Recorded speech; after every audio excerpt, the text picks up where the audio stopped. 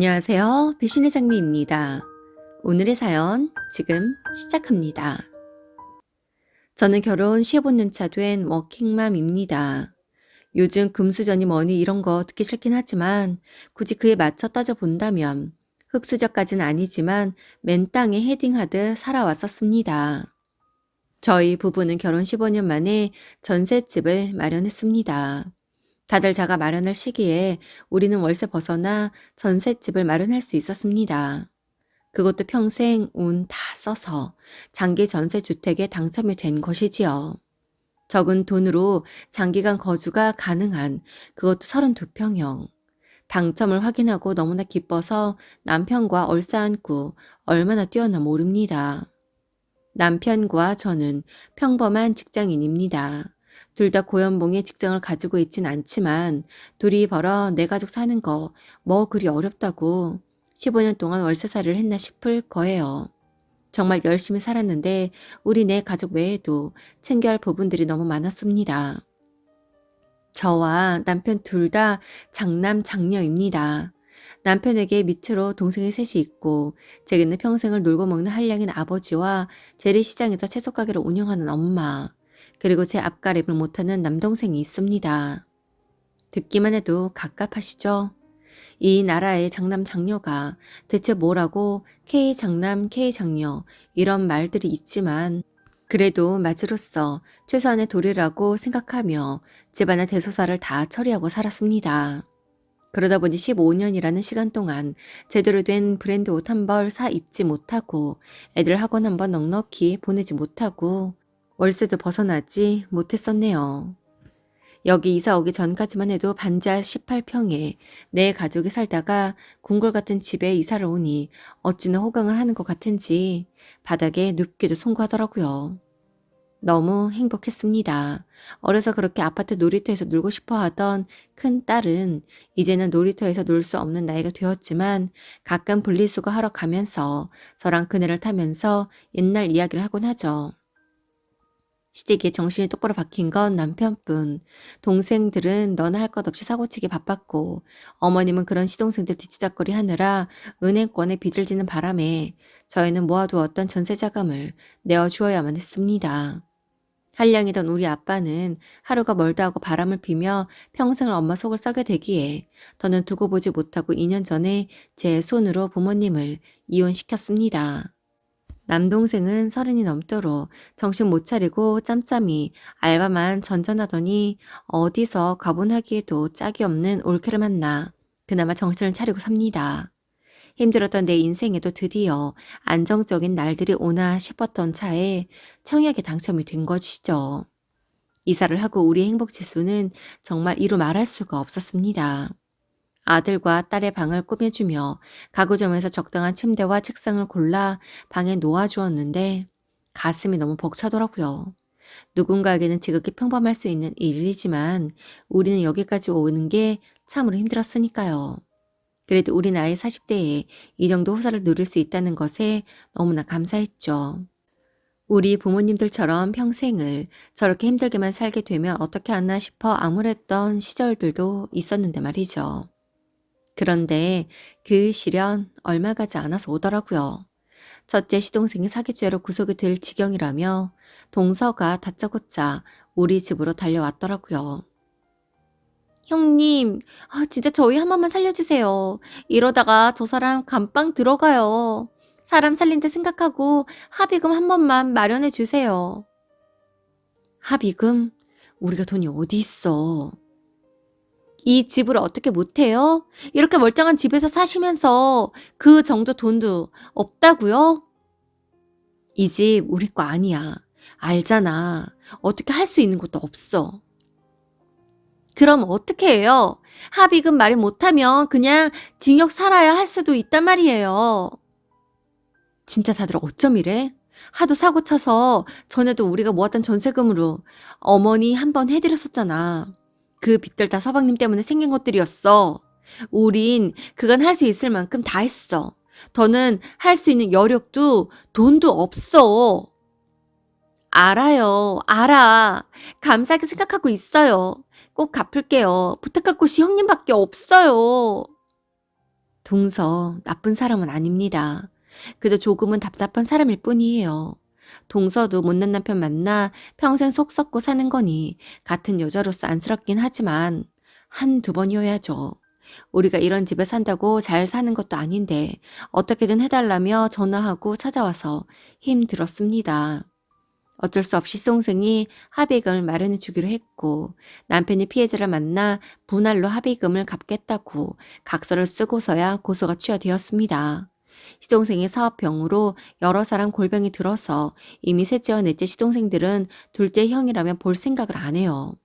그나마 남편이 맞이라 차마 내치지 못했었는데 그때를 계기로 남편도 더는 도움을 주지 않겠다고 선언을 했습니다. 그러자 시어머니께서 걔가 그러고 싶어서 그랬다니? 잘난 머리 잘 써보려고 하다 그렇게 된 거 아니야. 남자가 꿈도 있고 야망도 있어야지. 둘째야, 인생 60부터라는 말도 있어. 괜히 기죽지 마라. 첫째 시동생이 공부를 잘했다고 합니다. 네 형제 중에 유일하게 서울에 있는 4년제 대학을 졸업했고 그 뒷바라지 하느라 우리 남편은 돈도 못 모았어요. 벌어서 동생 학비 대느라고요.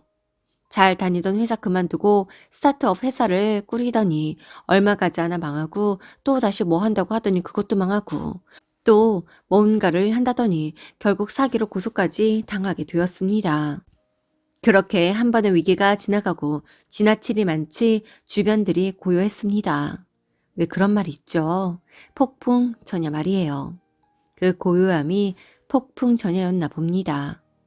어느 날 시어머니께서 캐리어 2개를 끌고 시이 조카 손을 잡고 저희 집에 오셨습니다. 어머니, 무슨 일이세요? 애비는 주말인데 어디 갔냐? 아, 알바 갔어요. 아, 이제 살만한데 아직도 알바하냐? 아, 넌 좋겠다. 애비같이 성실한 남편 또 없다. 네, 저도 알아요. 그나저나 은우는 왜 데리고 오셨어요? 서방님네 어디 갔어요? 어머님은 잠시 고민을 하시는 듯 하더니 조카 우리 둘째를 불러 놀이터에서 놀고 오라며 내보내더라고요. 둘이 일어서 보겠다고 아주 요즘 바쁘다. 비청산한다고 집을 비워야 해서 걔들이 갈 곳이 없어서 우리 집에 들어왔어. 원래 자그마한 일이 있어도 오는 소리 하며 쪼르르 말씀하시는 어머님이 이번에는 면목이 없었는지 얘기를 하지 않아서 몰랐어요. 그래서 말인데 애들이 새벽에 일 나가서 저녁 늦게나 들어오고 그래. 얼른 새 식구 살 집 얻는다면서 요새 아주 죽어난다. 그런데 말이야. 우리 집에서 은우 다니는 초등학교까지 내가 매일 데려다주고 데리고 오고 하고 있는데 애 학교 보내는데 왕복 3, 40분이야. 비까지 와봐라. 어떻겠니?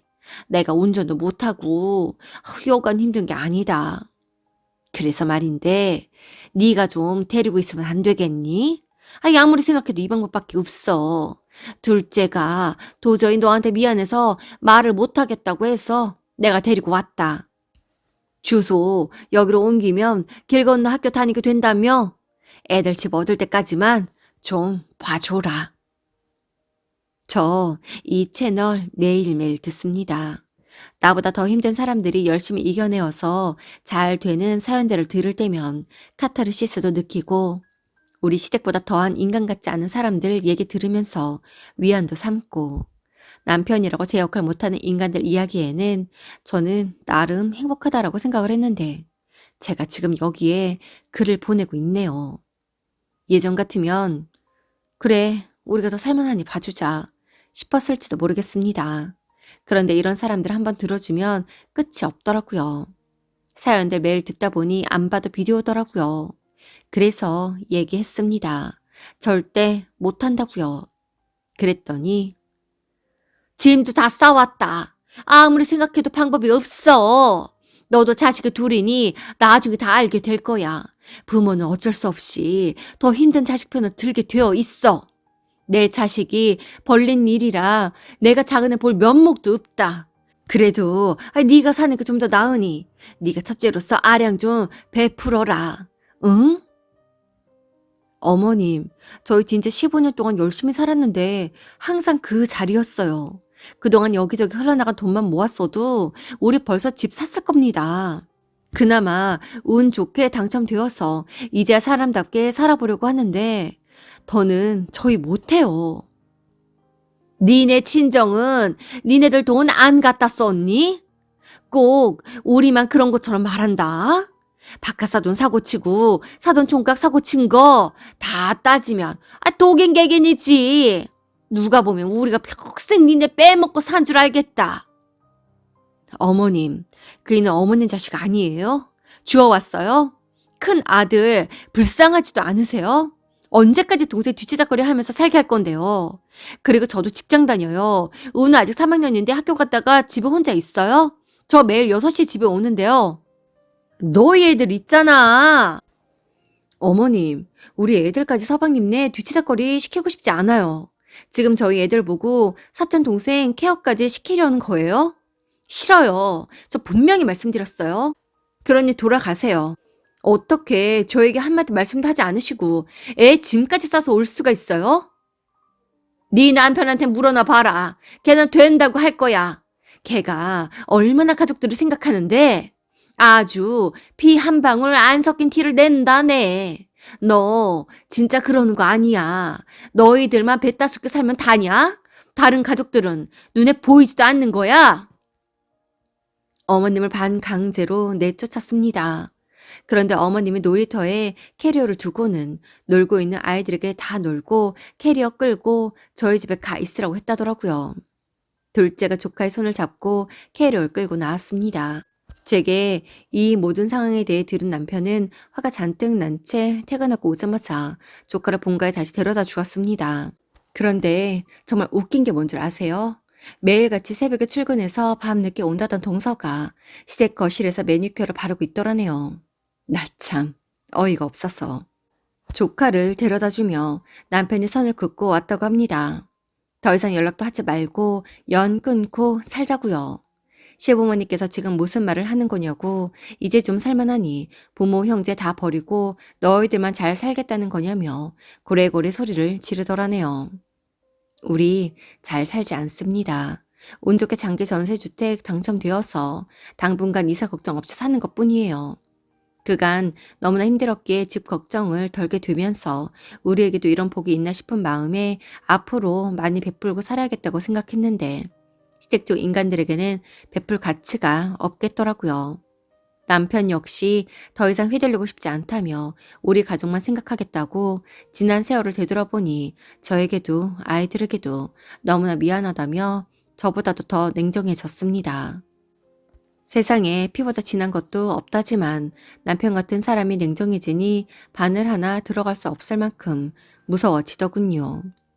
시댁 식구들이라고 하면 마치 처음 듣는 사람들 이야기인 양 어떤 반응도 하지 않고 모르쇠로 일관하고 있거든요. 저도 이제야 좀 살만합니다. 내 집 마련은 아직 힘들겠지만 지금 살고 있는 이 집에서 사는 동안 차곡차곡 잘 모아서 이번만큼은 우리를 위해 쓰려고 합니다. 오늘도 함께 해주셔서 감사합니다. 지금까지 배신의 장미였습니다.